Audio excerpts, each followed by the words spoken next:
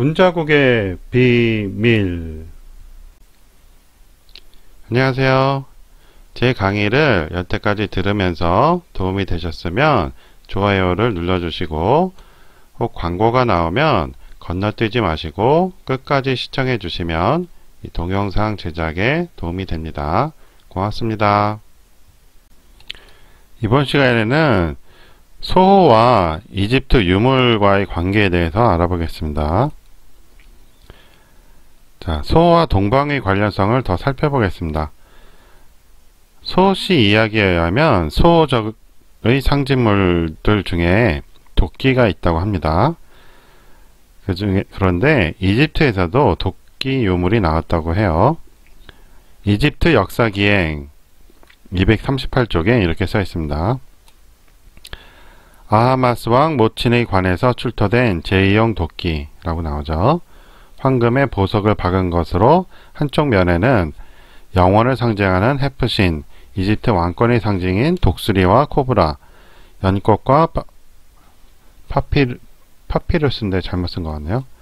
그리고 스핑크스 모습의 왕이 그려져 있다라고 합니다. 고고학자와 함께하는 이집트 역사기행 요시무라 사쿠지 님이 지었고요. 지난번에도 한번 인용된 거로 알고 있습니다. 생각한자 20일에 보면 왕이 어떻게 이제 현재 왕자로 되어 있나 이제 자세하게 써 있습니다. 여기서 뭐 다시 설명드리면 Chinese etymology에서는 X라고 해서 도끼 머리라고 이제 말을 하고 있죠. 그래서 지금 이런 것들이 도끼 모양이라고 이제 설명을 한 거예요. 금문에 이렇게 나오죠. 그리고 갑골문에도 보면 여기 오라클 갑골문이라고 되어 있죠. 여기 이제 도끼 모양이 된다는 거죠. 도끼 머리. 인터넷 검색으로 찾은 도끼인데요. 이런 모양이라는 거죠. 그러니까 원래 이런 모양이었었는데 현재의 왕자로 바뀌었다 이 말이에요. 금문의 비밀에서는 이 왕자가 전후 때 처음 생겼다고 하거든요.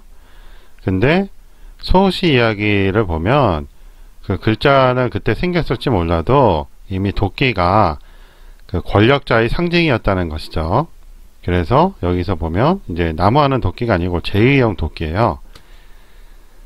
그리고 뭐 고구려 때만 보더라도 도끼가 이제 무기로서 계속 사용됐어요. 갑옷 같은 거를 뚫을 때는 칼보다는 도끼가 위력적이죠. 그 무게가 있기 때문에. 그래서 이제 고대에는 전쟁 때 중요한 무기의 하나가 도끼였고, 그래서 힘을 상징하고, 그래서 왕권을 상징하는 물건이었다고 봅니다. 그래서 이집트에서도 도끼 유물이 나왔다고 해요. 그렇지 않고 단순히 나무하는 용도였다면 그 왕 모친에 관해서 이런 게 출토될 일이 없죠. 무슨 여자가 뭐 나무를 하겠어요. 권력의 상징이다 라고 이제 볼 수가 있는 것이죠. 그래서 그것이 소호와도 연관이 된다고 이제 소호시 이야기에 써 있는 것이고요. 이집트에서 발굴된 청동 제품은 이집트 산물이 아니라는 주장도 있고, 이집트에서 청동을 만들었다는 주장도 있습니다. 고조선 사라진 역사 49쪽에 보면 이렇게 써 있어요. 도끼, 단검, 나이프, 침 등의 청동 제품이 고대 이집트 국가의 토착 산출품이 아니라 북방으로부터 전해진 교육품일 가능성이 높다고 분석한다 라고 하죠.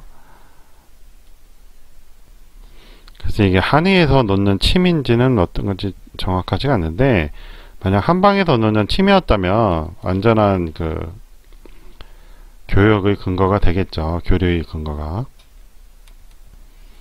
문명 이야기 동양 문명의 300쪽에 이렇게 써 있습니다. 이집트는 가장 초창기 왕조부터 구리와 주석을 섞어 청동을 만들 줄 알았다 라고 해서 이 요시무라 교수와 다른 의견을 제시하고 있는 거예요. 그 사망오제 시대에 특히 황제 때 이제 청동기 뭐 만들었다는 기록이 나오거든요. 사기에. 그리고 소호는 이제 군자국 사람이고 그러다 보니까 그 그거를 청동 제품을 아는 게 당연하다는 것이죠. 그러니까 저는 오히려 이것이 맞을 수도 있고, 아니면 이제 군자국에서 만든 것이 이쪽으로 수출됐을 수도 있죠. 이집트인들은 그것으로 먼저 검, 투구, 방패 등의 청동제 무기를 만들었다. 그런 다음에는 바퀴, 굴림대, 지뢰, 도르래, 원치, 쇠기, 나사, 가장 딱딱한 암석인 성로감도 또는 송곳을 만들어 썼으며, 이집트 장인들은 파피루스를 가지고 밧줄, 멍석, 샌들, 종이를 만들었다. 또 일부 직공들은 범랑을 입혀 반짝반짝 윤내는 기술을 개발해 산업의 화학을 접목시켰다. 거기에 직물 역사상 가장 고운 린넨천을 짜낸 직공들도 있었다. 오늘날까지 남아있는 4000년 전 이집트의 린넨 직물 견본을 보면 세월의 침식을 받았음에도 너무나도 섬세해 돋보기가 있어야만 비단과 구분할 수 있을 정도다 라고 써있어요. 이 비단이 만들어진 지는 상당히 오래됐는데 그것은 뭐 나중에 다시 다룰 것이고요. 어쨌든 이러한 기술이 갑작스럽게 생겨날 수는 없잖아요. 그렇죠? 네, 이런 기술들이 군자국에도 있었거든요. 그렇기 때문에 이제 문명의 교류가 이제 입증이 된다는 것이죠. 그런데 문제는 여기 보면 초창기 왕조 때부터 이랬다고 하잖아요. 그러니까 아주 문명이 발달했었던 건데, 우리는 이제 기원전 2333년에 고조선 세웠다. 그게 이제 국가의 시원이다. 그래서 단군이 국조다. 이렇게 말을 한다면 한참 문명 후진국이다 라고 스스로 이야기를 하는 거예요. 그런데 어떻게 전 세계를 지배를 합니까? 말도 안 되죠. 그래서 뭐 삼국유사나 환단고기 등에 나오는 만주의 고조선 이런 이야기는 이 군자국이 전 세계 만방 통치를 부정하는 기록이에요. 그래서 제가 여러 번 말했지만 사대주의 관점에서 본 기록이란 말이에요. 그 기록이 맞다면 이집트에 대한 그 통치 역사를 버려야 되는 거죠. 그렇죠? 우리보다 먼저 이렇게 문명이 발달했는데 어떻게 만주의 고조선이 이집트를 통치를 합니까? 말이 안 되죠.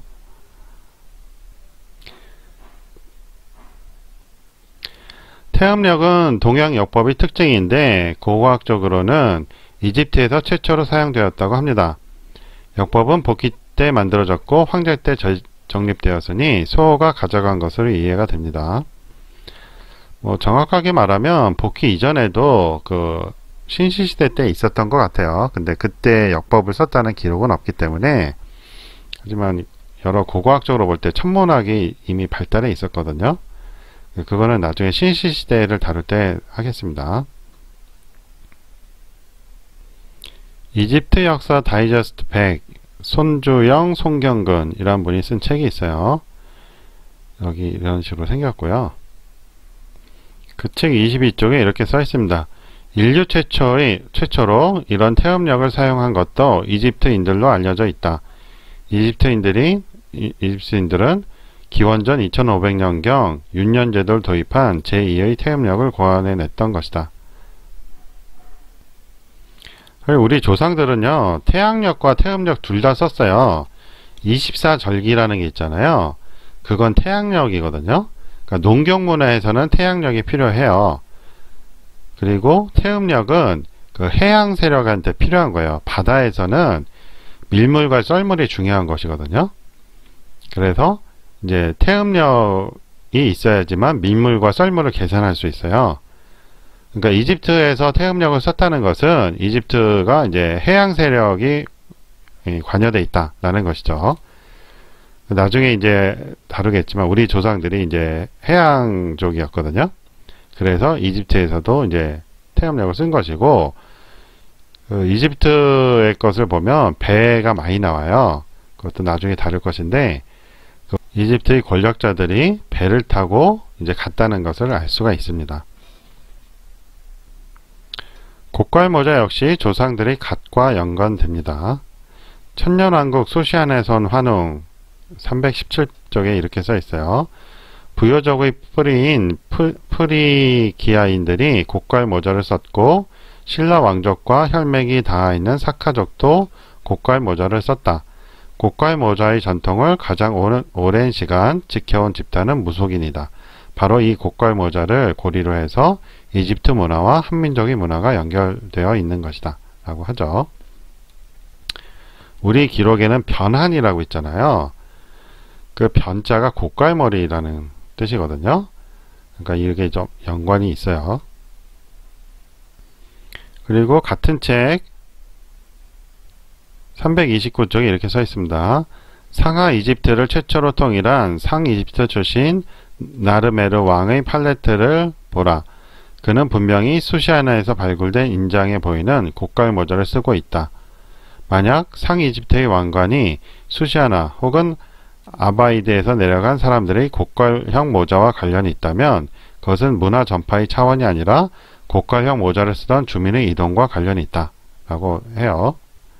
이게 그 나르메르 팔레트라는 거예요. 확대해서 자세히 보면 이 고깔 모자라는 거죠. 만주 원류고에서 요동 지역에 있던 번안을 변안 또는 고도라고 지적한 것은 그곳에 고깔 모자를 쓰던 풍습을 지닌 사카족의 후예들이 살았음을 의미한다 라고 천년왕국 수샤인에서 온 환웅 186쪽에서 말을 합니다. 이집트 호루스 봐도 이 고깔 모자를 쓰고 있고요. 아티스라고 있어요. 거기도 고깔 모자 쓰고 있죠. 이게 이제 마법사 모자로 되는 거죠. 아까 317쪽에 프리기아인들이 고깔 모자를 썼다고 그러잖아요. 아티스는 프리기아를 기원으로 하는 죽음과 부활의 신이라고 그래요. 제우스와 가이아의 손자이라고도 하죠. 이 제우스가 우리 한자의 제 있잖아요. 하느님 제. 그것의 변형으로도 생각됩니다. 저는. 소호의 부친과 조부인 백제는 서쪽 출신입니다. 그래서인지 동방에서 즉위를 한 소호는 서쪽으로 갔습니다. 소호는 이제 동방에서 즉위했죠. 지난번에 살펴본 춘추좌전 소공에 소지가 즉위했다고 나오죠. 그렇죠? 그런데 봉황새가 날아왔다고 해요. 네, 설문화제 봉황은 군자고에 산다고 하니까 소가 즉위한 곳은 동쪽이라는 것을 알 수 있습니다. 서쪽에서 동쪽으로 이주해온 종족이 있는데 공공족이 그 중 하나이며 삼국유사에는 동이 공공과 같지 않다고 했으니 소호족 이외에도 여러 종족이 동쪽으로 몰려들었음을 알 수 있습니다. 그래서 전세계 구족으로 구성된 구이를 형성했을 것으로 봅니다. 이 구이는 군자국 이전에도 이미 있었죠. 그러니까 복귀 때도 있었고 신시시대에도 아마 그랬을 거라고 봐요. 그래서 전세계에 있다가 이제 신인이 등장하니까 몰려든 거죠. 천년왕국 소시아나에서 온 환웅 231쪽에 이렇게 써있어요. 공공족은 붉은 머리를 한 서양인과 몽골인의 혼연종일 가능성이 있다. 이런 공공적인 모습을 보여주는 채도가 있다. 바로 섬서성 한중시 남정현에서 출토된 앙소 채도이다. 채도에 등장하는 12명 모두는 수염이 많이 난 남자들인데 현재의 중국인과는 사뭇 다르다.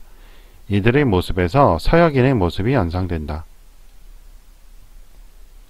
앙소채도로 검색해서 찾아봤는데 이것이 나오는 채도는 어떤 것인지 찾지는 못했어요. 사람이 있기는 한데 제 눈에는 이제 서역인의 모습으로 보이는 사람은 없더라고요. 소호는 궁상에서 태어나 동이 지역에 살다가 서쪽으로 이주했기에 백제의 조보를 뒤이어 서방 백제로 추앙받게 되었고 산해경에서처럼 동서 양쪽의 기록을 보입니다.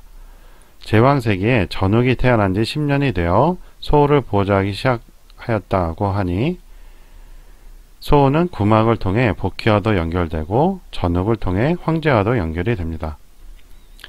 제왕세기에 이렇게 써있어요. 전욱은 황제의 손자이며 창의 아들이다. 희성이다. 10살 때 소호를 보좌했다. 12살에 의관을 썼으며 라고 하면서 나와요. 이렇게 소호가 이제 나오죠. 참고로 전욱이 북방 흑제라고 하는데 산해경 회해 복경을 보면 북쪽은 황해의 북쪽으로 홍산문화가 있는 요하와 그 북쪽을 말하는 것으로 보입니다. 그 후 중국 대륙의 북쪽으로 세력 확장하여 시안 북쪽 지역도 북쪽의 지역이 된 것으로 보입니다. 이렇게 써있어요. 무산의 전욱 임금이 남쪽에 묻혔고 아합후궁이 북쪽에 묻혔다 라고 써있어요. 홍산문화 말기가 전욱하고 이제 연관된다고 보는 거예요. 이 전욱을 조상으로 하는 데가 고구려죠. 전욱을 중국 역사로 다루게 되면 홍산문화가 중국 역사가 되는 거예요. 근데 오제를 이제 군자국 이제 시대로 잡으면 우리 역사가 되는 것이죠. 지난번에도 언급을 했지만 단군을 보면 고가의 모자를 쓰고 있지 않잖아요. 상투가 없단 말이에요. 그래서 우리 직접 조상으로 보이는 데는 조금 무리가 있다라고 봐야 돼요. 전에도 말씀드렸지만 그 옥추복용에 나오는 동화교주가 단군일 가능성이 높다고 그랬죠. 그때 그분이 이제 요임금 때 있었다고 하니까, 그러니까 현재의 그 북경 천진 지역을 다스리던 단군으로 보시면 될 것 같아요.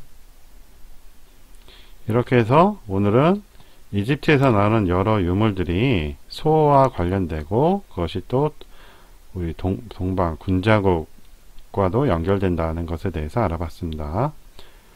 오늘 강의는 여기까지 하고요. 다음 시간에 다른 주제로 찾아뵙겠습니다. 도움이 되셨으면 좋아요 눌러주시고 혹시 광고가 나오면 끝까지 시청해 주시면 이 동영상 제작에 도움이 됩니다. 고맙습니다. 안녕히 계세요.